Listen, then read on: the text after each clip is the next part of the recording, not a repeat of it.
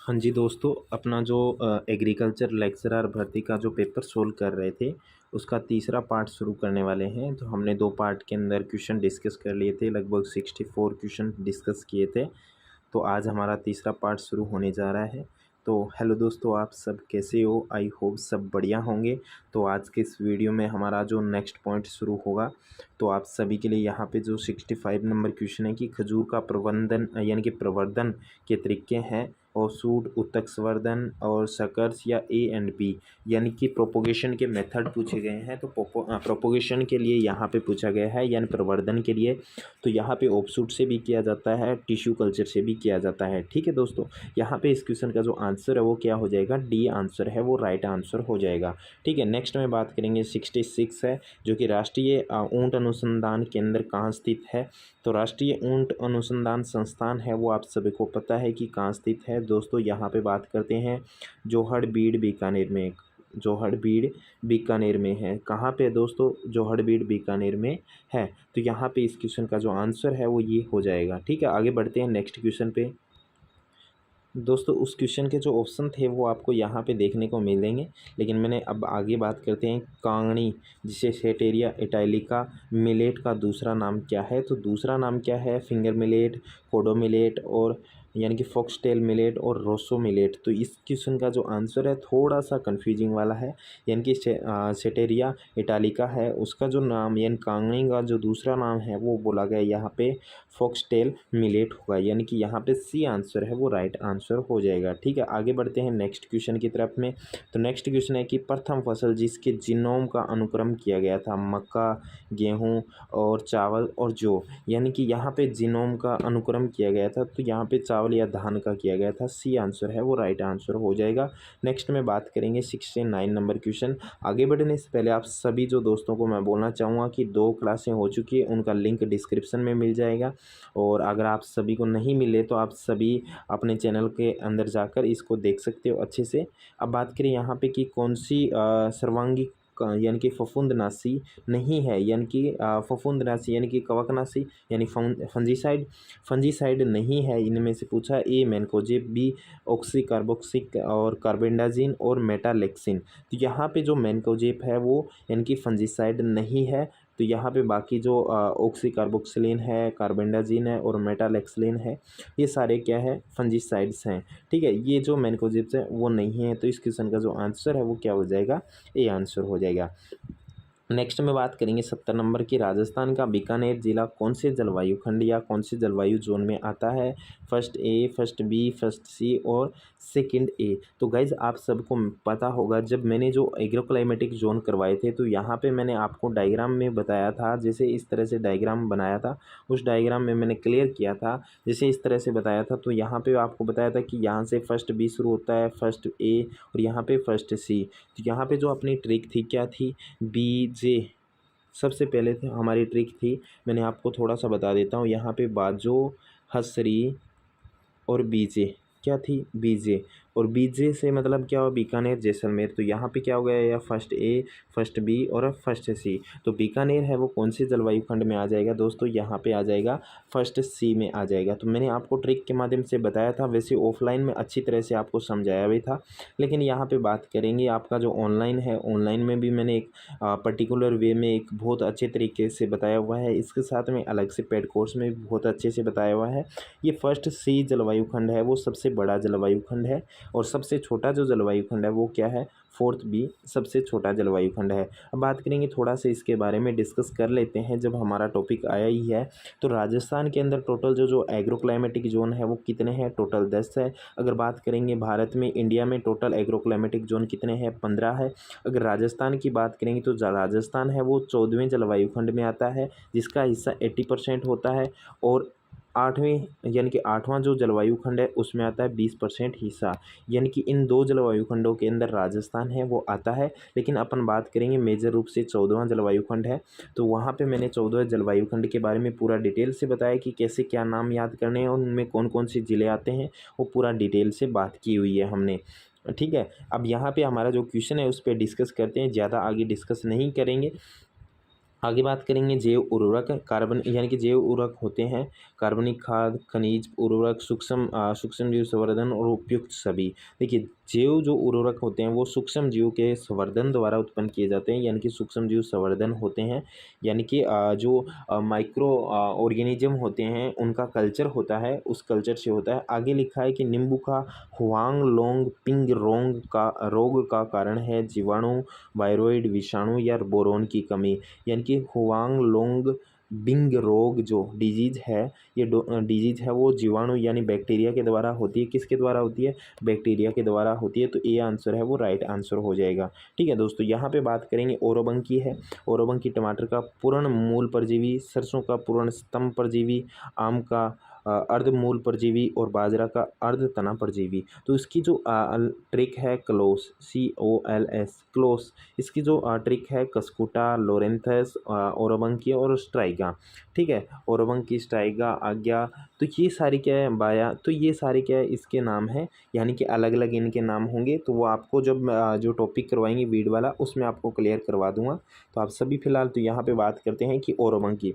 तो ओरोबंकी है इस क्वेश्चन में, यानी कि ओरोबंकी किसका हो जाएगा? तो ओरोबंकी है वो यहाँ पे मैंने बताया था टमाटर के अंदर हो जाएगा। देखिए यहाँ पे क्या हो जाएगा, रिज का हो जाएगा। यहाँ पे अपन बात करेंगे कि लोरेंथस में आम हो जाएगा। तो यहाँ पे देखिए आम वाला है वो आम वाला कट हो गया, रिज का वाला कट हो गया, और इसके साथ में रिज का और सरसों का कट हो गया। अब बाजरा, इसमें बाजरा, ज्वार, मक्का ये आते हैं, तो ये भी कट हो गया। तो इस क्वेश्चन का जो आंसर है वो क्या आ जाएगा? ए आंसर है वो राइट आंसर हो जाएगा। ठीक है दोस्तों, यहाँ पे ए आंसर है वो राइट हो जाएगा। नेक्स्ट में बात करेंगे अरावली किस फसल की किस्म है? ए गेहूं की, बी मक्का की, सी सरसों की और डी है ज्वार की। तो अरावली है वो गेहूं की किस्म है। किसकी है दोस्तों? गेहूं की किस्म है। नेक्स्ट में बात करेंगे 75 क्वेश्चन है कि धान की फसल कुल से संबंधित है फेबेसी, पोएसी, पेडालियासी और एरेटेसी। यानी कि किससे संबंधित है? पोएसी, पोएसी से संबंधित है, जिसे अपन ग्रेमिनी कुल कहते हैं। क्या कहते हैं? ग्रेमिनी फैमिली कहते हैं। ठीक है दोस्तों, यहाँ पे ग्रेमिनी फैमिली बोलते हैं, ग्रेमिनी फैमिली से संबंधित है या ग्रेमिनी कुल या पोएसी से संबंधित है। आगे बढ़ने से पहले आप सभी जो स्टूडेंट्स हैं, जो भी दोस्त हैं, नए हैं चैनल पर, तो चैनल को सब्सक्राइब करने के साथ साथ बेल आइकन को प्रेस करना है और ऑल नोटिफिकेशन ऑन कर लेना है। और वीडियो अगर अच्छा लगे तो वीडियो को लाइक कर देना और अपने दोस्तों के पास ज़रूर शेयर करना, और पिछली वीडियो आप ज़रूर देखना है। ठीक है, आप सभी के लिए मैं डेली की इसी तरह के ओल्ड पेपर सोल्व करवाऊँ, क्योंकि जैसे ही एग्रीकल्चर लेक्चरर की भर्ती है, सुपरवाइज़र की है, जेट एग्ज़ाम्स में पुराने एग्जामों की क्वेश्चन सोल्व हो, तो हमारे लिए थोड़ा हिंट मिल जाता है कि ऐसा पेपर पैटर्न आता है। ठीक है, आगे है आलूकंद विकास के लिए, यानी कि आलूकंद विकास के लिए उपयुक्त तापमान होता है 10 से 15 डिग्री, 17 से 119 डिग्री और 20 से 24 डिग्री और 25 से 30 डिग्री सेंटीग्रेड। तो इस क्वेश्चन का जो आंसर है वो क्या हो जाएगा? 20 से 24 डिग्री इसका आंसर हो जाएगा। ठीक है, यहाँ पे इस क्वेश्चन का जो आंसर है वो सी आंसर राइट हो जाएगा। नेक्स्ट यहाँ पे हमारा क्वेश्चन रहने वाला है कि 77 नंबर, आलू की अगेती किस्म है कुफरी बहार और कुफरी शीतमान।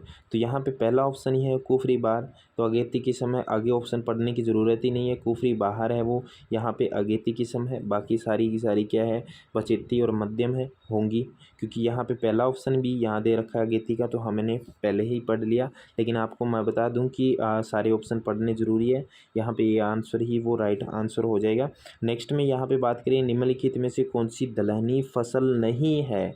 तो यहाँ पे कपास, मूंगफली, मूंग और मटर। तो कपास है वो कौन सी हो जाएगी? मालवेसी कुल की है। कौन सी? मालवेसी कुल की है। तो यहाँ पे बाकी दलहनी लेकिन मालवेसी कुल की कपास हो जाएगी। तो ये आंसर है वो राइट आंसर हो जाएगा। नेक्स्ट में बात करेंगे 79 की गेहूं का वानस्पतिक नाम क्या है? कितना सिंपल क्वेश्चन है। ट्रेटिकम एस्टिवम, हॉर्डियम वल्गेर, विग्ना रेडिएटा और अरेकिस हाइपोजिया। तो यहाँ पे पहला ऑप्शन ही दिया हुआ है, ट्रेटिकम एस्टिवम गेहूं का हो गया, हॉर्डियम वल्गेर जौ का हो गया, अरेकिस हाइपोजिया हो गया, यहाँ पे मूंगफली का हो गया। तो यहाँ पे उसके बाद में मूंग का नाम हो गया। ये सारे के सारे क्या हो गए? मूंग मोठ के नाम। ज़्यादातर मेजर रूप से मूंग मोठ के नाम वगैरह ये पूछे जाते हैं, तो आप सभी एक बार देख लेना है कि किस तरह से होगा। नेक्स्ट में यहाँ पे क्वेश्चन पूछा गया है कि मूंगफली में प्रोटीन की मात्रा होती है 7, 17, 27 और 49%। तो यहाँ पे प्रोटीन की मात्रा पूछी गई है, तो 27% है वो प्रोटीन की मात्रा पाई जाती है। कितने परसेंट पाई जाती है? 27% पाई जाती है। नेक्स्ट में क्वेश्चन बात करेंगे अत्यधिक घुमाव वाले सींग कौन सी भैंस के नस्ल के होते हैं? नागपुरी, टोडा या मुर्रा या सुरती। तो यहाँ पे अत्यधिक घुमाव वाले वो होते हैं, वो किसके होते हैं दोस्तों? मुर्रा के होते हैं। सुरती के हंसिया आकार के होते हैं, हैं, किस प्रकार के होते हैं, हंसिया आकार के होते हैं। नागपुरी के वीणा आकार के होते हैं, किस प्रकार के होते हैं, वीणा आकार के होते हैं। और मुरा के क्या होते हैं, यहाँ पे अत्यधिक घुमावदार यानी जलेबी आकार के होते हैं। तो यहाँ पे सी आंसर है वो राइट आंसर हो जाएगा। नेक्स्ट में बात करेंगे 82 नंबर क्वेश्चन है, मुजफ्फरनगरी नस्ल है भेड़, बकरी, भैंस और ऊँट। तो इस क्वेश्चन का जो आंसर है मुजफ्फरनगरी है वो भेड़ की है। तो ए क्वेश्चन ए आंसर है वो राइट आंसर हो जाएगा। नेक्स्ट में बात करेंगे उन्नत नस्ल के बकरे का वीर्य संग्रहण यानी कि वीर्य संग्रहित किया जा सकता है, वीर्य संग्रहित किया जा सकता है।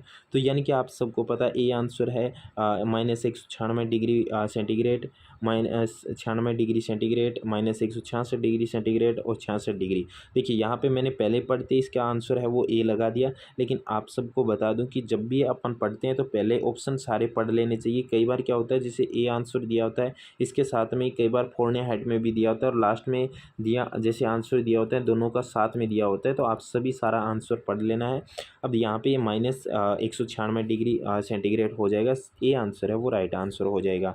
नेक्स्ट में बात करेंगे कि मुर्गी की लेग हॉर्न नस्ल प्रसिद्ध है। तो मुर्गी की जो लेग हॉर्न नस्ल है वो सबसे प्रसिद्ध है, तो अंडा उत्पादन के लिए है। किसके लिए अंडा सबसे ज़्यादा है, वो अंडा उत्पादन के लिए। तो यहाँ पे ऑप्शन पढ़ते हैं कि मांस के लिए, भारी शरीर के लिए, अंडा उत्पादन के लिए और अंडा और मांस उत्पादन के लिए। तो यहाँ पे सी आंसर है वो राइट आंसर हो जाएगा। ठीक है दोस्तों, यहाँ पे सी आंसर हो जाएगा। नेक्स्ट में बात करेंगे 85 नंबर की, मुर्गी के अंडे का कवच होता है। यानी कि जो मुर्गी के अंडे का कवच होता है कुल अंडे के भार के 8 से 11%, कुल अंडे के भार के 11 से 14%, कुल अंडे के भार का 15 से 18%, कुल अंडे के भार का 22 से 25% है। तो ये कुल अंडे के जो भार होता है 8 से 11% जो इसका भार यानी कि प्रतिशत में होता है, यानी कि अंडे का कवच होता है वो कैल्शियम का बना होता है, जो कि मुर्गी होती है, मुर्गी के शरीर के अंदर ही इस कैल्शियम का निर्माण होता है। आगे है नेक्स्ट यहाँ पे क्वेश्चन रहने वाला है, खुरपका और मुहपका बीमारी होती है जीवाणु द्वारा, विषाणु द्वारा, फफूंद द्वारा और परजीवियों द्वारा। तो जो खुरपका और मुहपका बीमारी है वो किसके द्वारा होती है, विषाणु यानी वायरस के द्वारा होती है। तो यहाँ पे इस क्वेश्चन का जो आंसर है वो बी आंसर हो जाएगा। नेक्स्ट में बात करेंगे कि विश्व में सर्वाधिक लोकप्रिय खाद्य मशरूम है, कौन सी है। यहाँ पे आप सबको आंसर दिया हुआ है। तो मैंने जो अपना पिछली बार टॉपिक हुआ था उसमें मैंने बताया था मशरूम एक कवक होता है यानी कि फंगस होता है। तो यहाँ पे इसका जो फंगस कई बार क्वेश्चन पूछा जाता है कि मशरूम होती है तो क्या होती है, तो कवक होती है। तो यहाँ पे इस क्वेश्चन का जो पहला ऑप्शन दिया है एगेरिक्स बाइस्पोरस, तो यहाँ पे ए आंसर है वो राइट आंसर हो जाएगा। आगे ऑप्शन पढ़ने की ज़रूरत नहीं है क्योंकि ये सबसे ज़्यादा जो लोकप्रिय खाद्य मशरूम है वो एगेरिकस बाइस्पोरस, इसका जो आंसर है वो राइट आंसर हो जाएगा। नेक्स्ट में बात करेंगे आयरिश अकाल जो 1845 से में पढ़ा था वो किससे संबंधित था, ये पूछा गया है। तो यहाँ पे आपके सामने ऑप्शन दिए हुए, चावल का भूरी पत्ता धब्बा रोग, टमाटर की पछेती अंगमारी, ये भी नहीं है, ये भी नहीं है, आलू का पछेती अंगमारी, ये सही है। तो यहाँ पे ये आंसर हो जाएगा आलू का अगेती अंगमारी, ये गलत है। तो इस क्वेश्चन का जो आंसर है वो हो जाएगा सी आंसर है वो राइट आंसर हो जाएगा। नेक्स्ट में बात करेंगे स्वर्ण लिली को जाना जाता है, यानी कि स्वर्ण लिली के नाम से किसको जाना जाता है, केना, ग्लेडियोलस, गेंदा और गुलदाउदी। तो जो स्वर्ण लिली के नाम से है वो ग्लेडियोलस को जाना जाता है, बी आंसर है वो राइट आंसर हो जाएगा। नेक्स्ट में बात करेंगे कि गाजर में कौन से तत्वों की प्रचुरता होती है, कैल्शियम, लोहा, पोटेशियम और सल्फर, किसकी प्रचुरता होती है। तो सबसे ज़्यादा जो पोटेशियम है उसकी प्रचुरता होती है। दोस्तों यहाँ पे हमारा जो एग्रीकल्चर लेक्चरर भर्ती में जो टोटल क्वेश्चन एग्रीकल्चर के आए थे वो सारे हमने सोल्व कर लिए हैं। तो आई होप सबको ये जो एग्रीकल्चर भर्ती 2020 यानी कि 2018 की भर्ती थी उसका 2020 में जो पेपर हुआ था वो मैंने आपको क्लियर करवा दिया है। नेक्स्ट वीडियो के अंदर हम कृषि अधिकारी एओ की जो समीक्षा परीक्षा यानी 2020 की जो परीक्षा थी यानी कि भर्ती थी और जिसका जो एग्ज़ाम है 19/1/2021 को हुआ था, इसके क्वेश्चन अपन नेक्स्ट वीडियो में डिस्कस करेंगे। तो आप सबको देखना है तो आप चैनल को सब्सक्राइब करें और आने वाली वीडियो का वेट करें। मिलते हैं नई वीडियो के साथ, तब तक जय हिंद, वंदे मातरम।